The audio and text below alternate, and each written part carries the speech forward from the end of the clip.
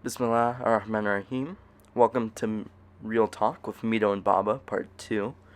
Today I just ask some questions about what I'm wondering. So, yeah. Sit back, relax, and enjoy Part 2. Bismillah ar-Rahman ar-Rahim. Okay, Mido, what's your first question to start us off today? Okay, first question is like take 40.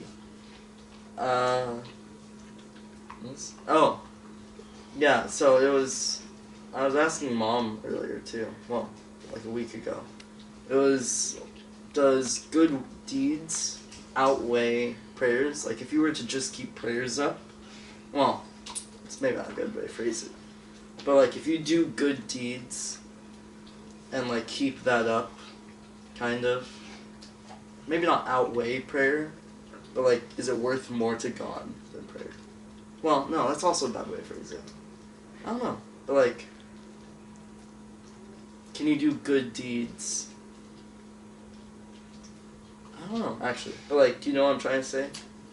Like, do you mean, like, what if you do good deeds but you don't pray? Is that enough? Kind of. I mean, yeah, I guess. Or are you, like, thinking, like, what's worth more for God, prayer or good deeds? Kind of both, I think. Probably. Well, yeah, I mean, both are important, but they're not, they're not mutually exclusive. Yeah, that's what Mom said. I mean, it's like they overlap, but they're also separate. Because if your prayer doesn't lead you to be good, then that's a very big problem. Because just prayer, but then you're not learning anything from your prayer. But prayer is the foundation, so that you build good deeds on. So I mean, if in a way, like, prayer is like going to school. You go to school so that eventually you can get a job and do well in your job. Some people want to skip the school part and they just want to get a job and do good, but that's not. Like, you can't do one without the other. Yeah, it's not. It's not sufficient. It's like you have to do school, and you have to do well in your job, and prayer is a foundation. It's like we pray because we it's like acknowledging that we have a creator, that we belong to someone, we belong to God. And we pray because God said that since I created you, I want you to remember that you belong to me. You don't belong to yourself, you don't belong to others, you belong to me. And that's the way that we express our gratitude to God. It's like saying, yeah, we know that we belong to you.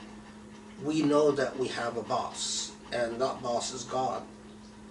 And then these prayers, they teach us to do what God asked us to do. And God asked us then to be good human beings. So, there are some people who think like you can do good without you, but you don't need God. Like, okay, well, I'm just going to be a good person.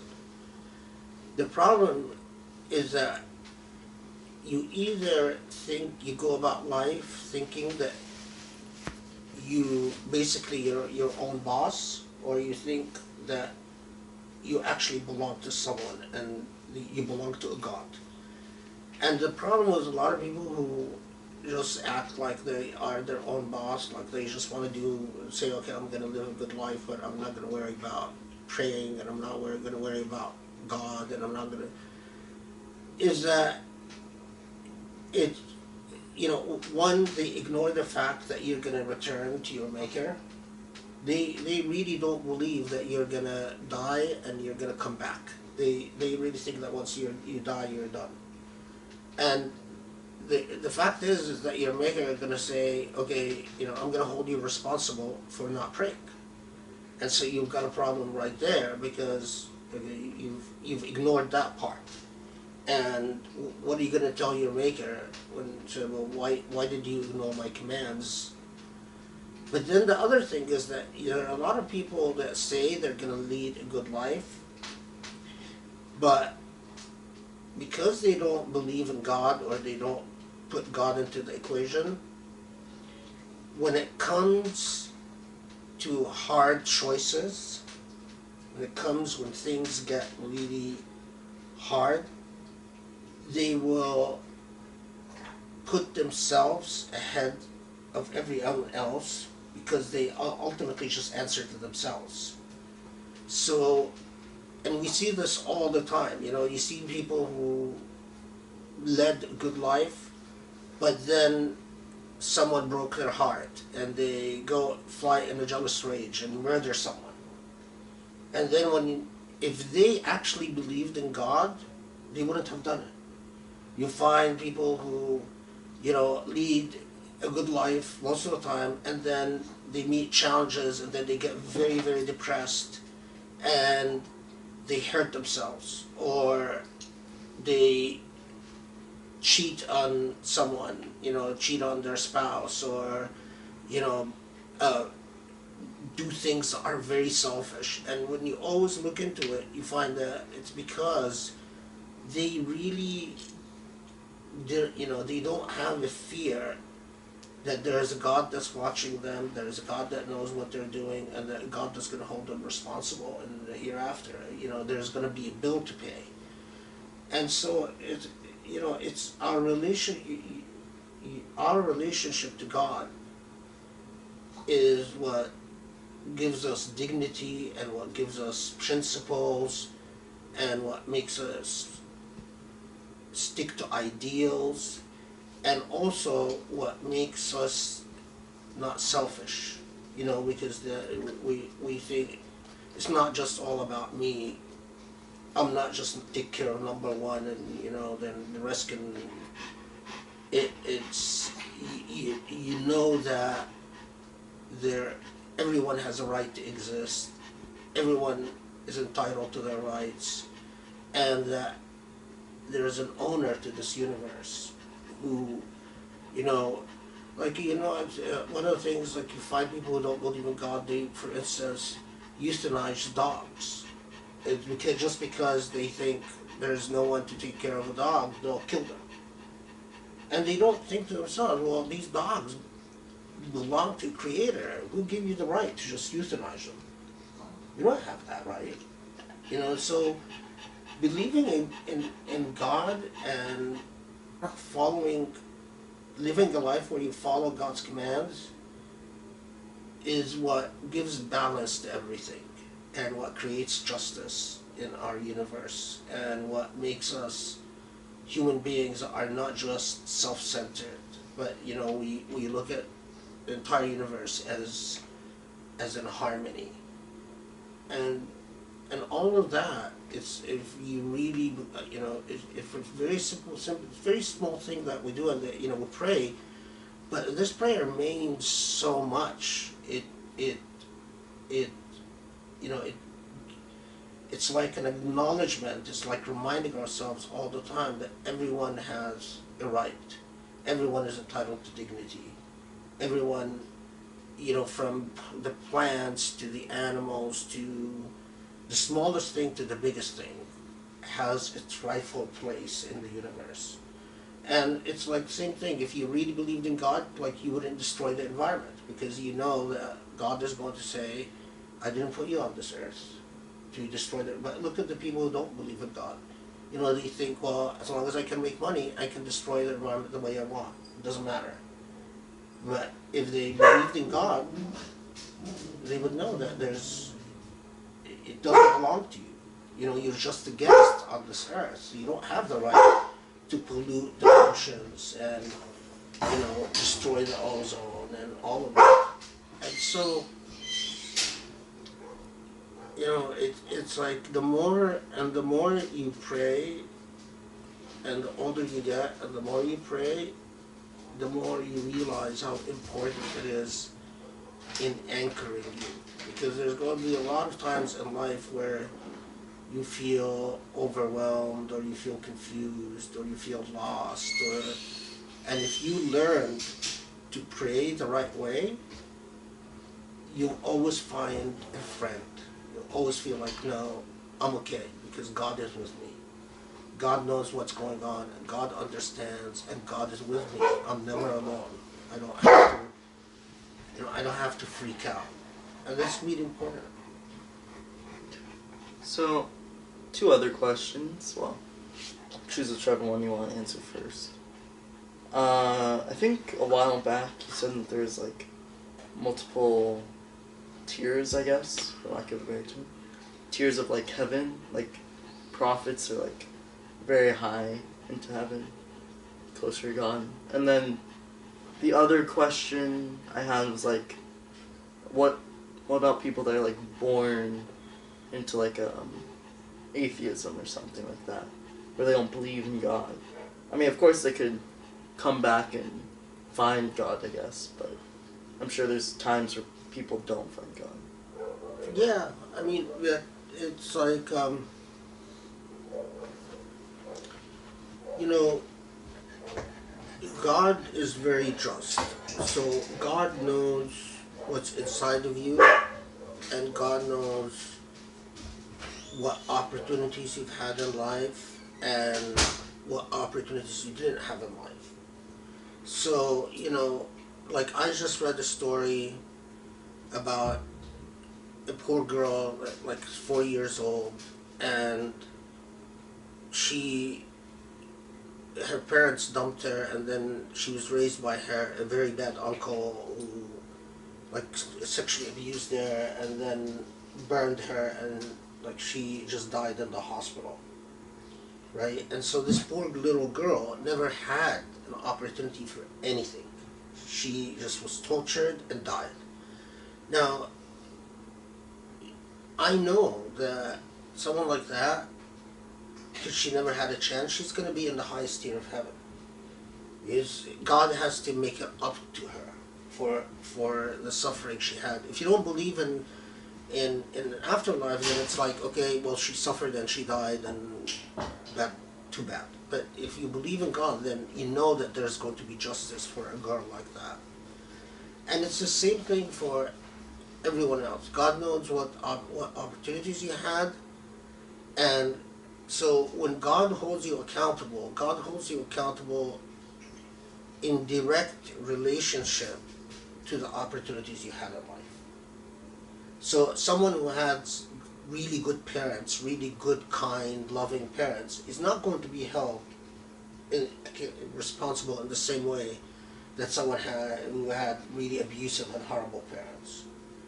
And you know, someone who had an opportunity to learn about Islam from the very beginning is not going to be held, is going to be held to a higher standard than someone who never learned about religion at all, and, you know, basically came and had a huge disadvantage. And that's just the way, you know, justice works, because we all are dealt different cards when we come to life on earth. And in a fair game, God looks at the cards you've been dealt. And someone had super good cards, they're going to be held to a much higher standard than someone who got horrible cards. And, you know, our role in life is to try to reach out to those who didn't get good cards, and to try to make the game a little bit more fair on earth, so everyone gets. And that's why, like, you know, when I hear about abused people or people who suffer, that's why I try to help them, because I think it's on earth. It's really sad that they didn't get the opportunities that I had, and I try to make, it's like my relationship with God tells me that it is my obligation to try to improve their situation as much as I can, and I know that in the hereafter, when they stand in judgment before God and angels, there is going to be ultimate justice. Everyone is going to be, you know, the angels record everything, and God knows everything. And you're going to be held responsible in direct relationship, in direct proportion to the chances and opportunities you got in life. So, it's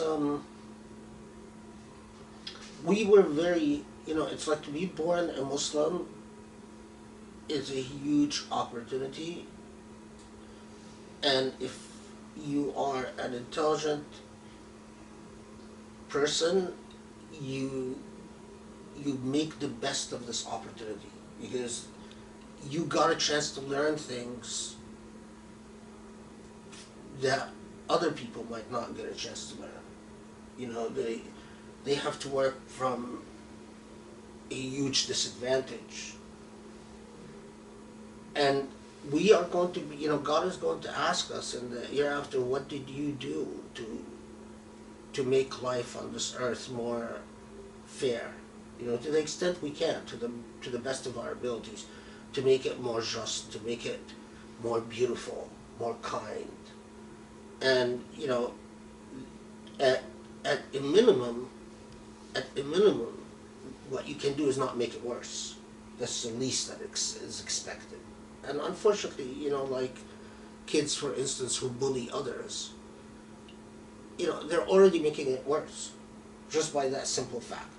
Because they might bully someone who already has a very difficult life, and they make it much, much worse for that person. And they're going to be held to answer to that in the hereafter. There's no doubt about that. You're responsible for everything you do.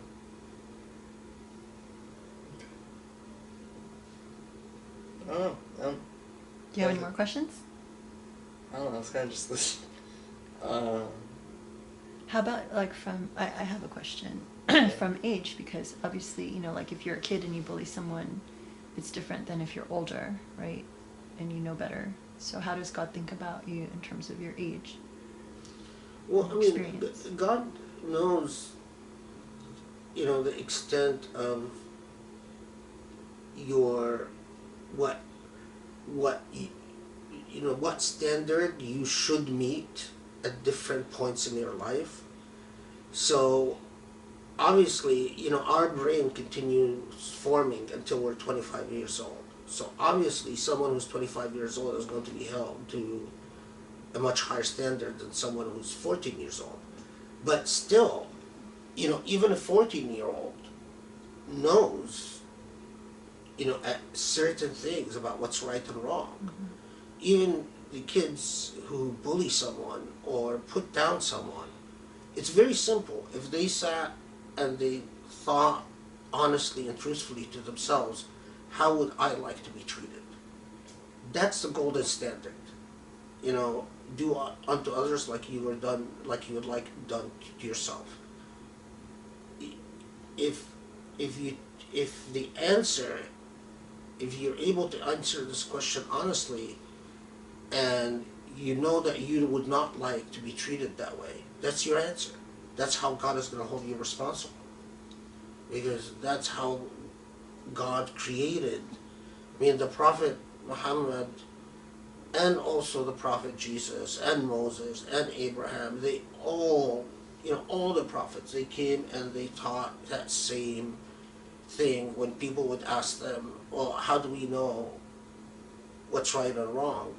And you say, think with true honesty, brutal honesty, how would you like to be treated? Would you like to have this done to you? And if you know in your heart the answer is no, that's your responsibility. Okay. Alhamdulillah. Great. Any last questions? Anything, Baba, you want to tell Mido from today's conversation? No, I think that, okay, I'll close with this. It's really important to learn the lives of the prophets and the lives of the Prophet Muhammad, because each prophet had a story. You know, from the Prophet Abraham to the Prophet Muhammad, and even before Abraham, even like the Prophet Noah, you know, and the story of the flood. It's very important to learn their life stories, because each prophet had a life story that teaches us a very important lesson about life. And you know, it's one of the most valuable things you can do in life, is to make it like a project, to learn, to read, say, okay, I'm going to read, or I'm going to, because there are a lot of lectures now that you can also listen to. You know, I'm going to learn about a prophet for, like, this week I'm going to learn about this prophet. Or, and each time you learn the life story of a prophet, and you tell yourself, you know, the reason God put that prophet and made their life this way is to teach us a lesson. So, like the Prophet Muhammad, he was born an orphan. He lost his parents when he was still a child. You know, he was raised by an uncle. He, you know, started being a prophet in Mecca and was persecuted and had a very, very hard time. Him and his followers were persecuted, and then they migrated to a new city where they started defending themselves against attacks and against, you know, and against even battles. And his entire life teaches us how to treat other human beings. You know, he was extremely known to be extremely kind, extremely loving, extremely merciful, until, you know, the very last day. And I think it's really, it's worth it if maybe, like, we tell the story of a prophet at each session, like yeah. one prophet. That would be great. Of course, you know, reading them or listening to, you know, someone give a lecture for a couple of hours about each prophet, you get much more. But what we could do would be like just the basics, like, you know, like the skeletal basics, because it's a very important part of, for every human being, really. You know, it's like all of us, the way we learn is by example. For someone who never had a good example in their life, they don't know how to be good. Someone who grew up with a lot of good examples in life, they know how to conduct themselves. And that's what part of the reason we learn about the lives of the prophets, for the examples they gave us. That would be awesome. Cool. Next time we'll start with that, inshallah. Sure. Okay. Thank you very much. Alhamdulillah. Oh, Wonderful. okay. I think I know what prophet. Well, if I could choose, what prophet I want to do first. Isn't there? Tell me, and then I'll think about it. Isn't okay? I don't know if this is a prophet, but it was like that one person who was like on a boat and like they repaired something because there's a chest under it, and like they destroyed boats because. Oh, are you talking about? You're talking about. His name is Khidr. They.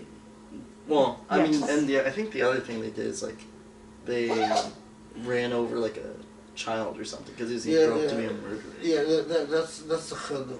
I don't know what he's called in English. Do you know? The Prophet Moses was with him, right? Is that the Prophet Moses? Yeah, that traveled with him? Prophet Moses went with him, and he was, yeah, there's a debate about whether he was a prophet or whether he was just a saint. But he actually like taught the prophet Moses, which is really. Did you learn about that in school or where? No, I think you told me one time. we Your read mom it. told me. We used to read prophet books when Mido was little. Oh. And so I think you remember this from when we. Okay, yeah. so that's good. Yeah, Alright. that's It's a long interesting. time ago because that sat with him for. Yeah. I mean, it was years ago that we read that story, but because it's so interesting, because he went around and he did 3 different things. Yeah. Which book were you using? I mean, it was one of the children's Yeah, it's story one of of the those kids prophets. ones, and it's like- yeah, we had I like. remember. I mean, it's like I don't know if it's better to go in order, and like touch upon all the big prophets, main prophets in order, Yeah. or to. But this is sort of a separate story. That's not really the. Well, I mean, you still would include it because in Islam there's a big debate whether he was a prophet or whether he was just a saint. But it also points to something like very important, is that some people, although God didn't choose them as prophets, by their own, but their own religion and their own practice, they can elevate themselves to status higher than prophets. And so it's not, it's already the people that God chose as prophets, they were chosen because they were extremely pious. But even if you're not chosen, you own your own fate. You can become a very pious person and elevate yourself to that status, or you don't. But the expectation is not that we reach the level of prophets, but we follow the example of prophets, which is prophets. Most of the prophets, like the level of sacrifice that they did was just mind blowing, and they lived their entire life about God. And we human beings, we don't do that. We don't live our entire life about God. We try to be good by God as much as we can, but But anyway, so that would be good. But you're being humble too, because even if you say you don't, and I think other people would say you do. I mean, we're trying to do that. Well, that's up to other people. I Yeah. mean, it's like, what legacy do you leave behind you when your time is up on this earth? And that's the really tough thing, is that when you're your age, it's like you think, okay, there are all these years that are going to come. But the funny thing is that every day that passes, it's like we're withdrawing from our bank account on this earth. We're getting closer to the point where we leave this earth. Every day that passes, and we all know that we're going to leave this earth. I mean, we're going to die. And so that question that all of us, avoid, okay, so what happens after we're dead? And all of us are going to meet that. All of us are going to confront that. But most human beings, try to just avoid the question because they can't handle it. And that's really important, your relationship with God, because that you're gonna confront it. You're gonna be there. It's that's the most amazing thing about human beings. It's like, if something is coming, but human beings are very good at distracting themselves and avoiding thinking about it. And the smart person is the person that says, okay, no, I know it's coming, so I'm gonna be ready for it. The smart person knows you could go anytime. You could go young, you could go old. You don't really that's know. another thing. I mean, so every day matters. look at Mido, Yeah. just okay, great, wonderful.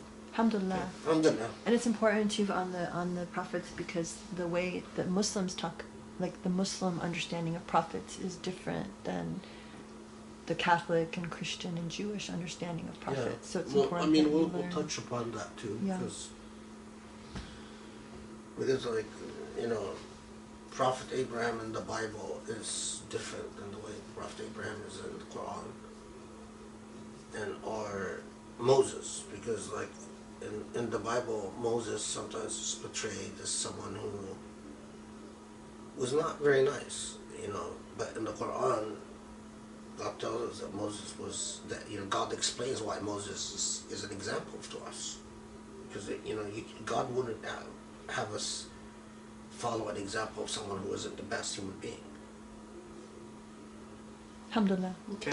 Thank you.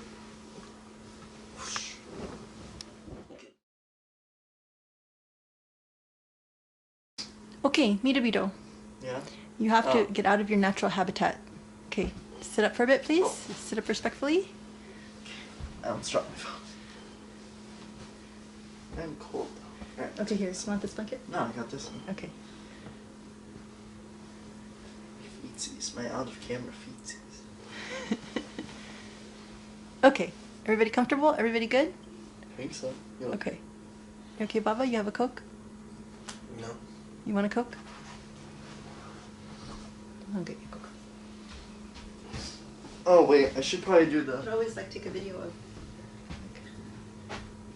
Okay. Okay. Mido, sit up, sweetie pie. Okay. I'm gonna make sure that I have you both in the shot. So. Am I in shot? You're in the shot, but how are you gonna settle down? Is that how you're gonna sit? You gonna look at Baba?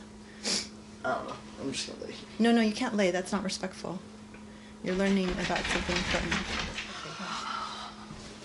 Divvy's gonna scratch this whole time. Let's see if I can put it in. Not respectful. I'm wearing a Scooby-Doo shirt.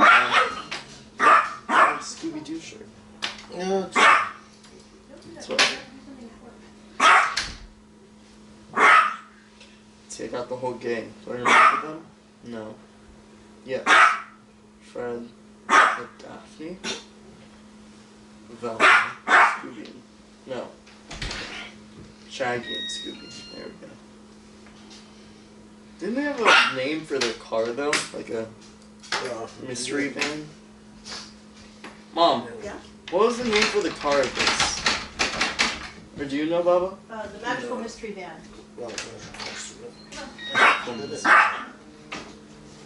Remember something like that.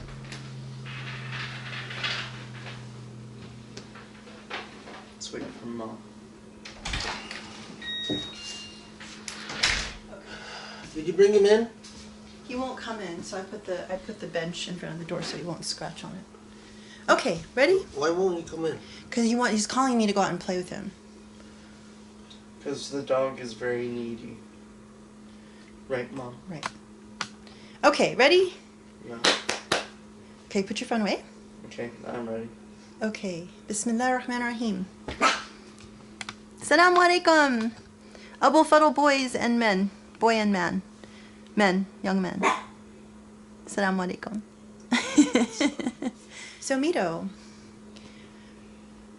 what's the question for today to begin with? Because if they lead to other questions, that's fine too. Okay, hold on. Take two! Well, in a second. I told you the dog is needy. Because he's happier when he sees that we're all here.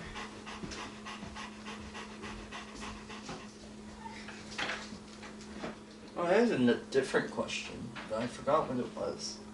Probably come back to me. Maybe. We'll see. Is this the reason why we're late today? I know, right? This is exactly that. I need something. Okay. You will be calm. All right. All right, put your phone away. Are you sure?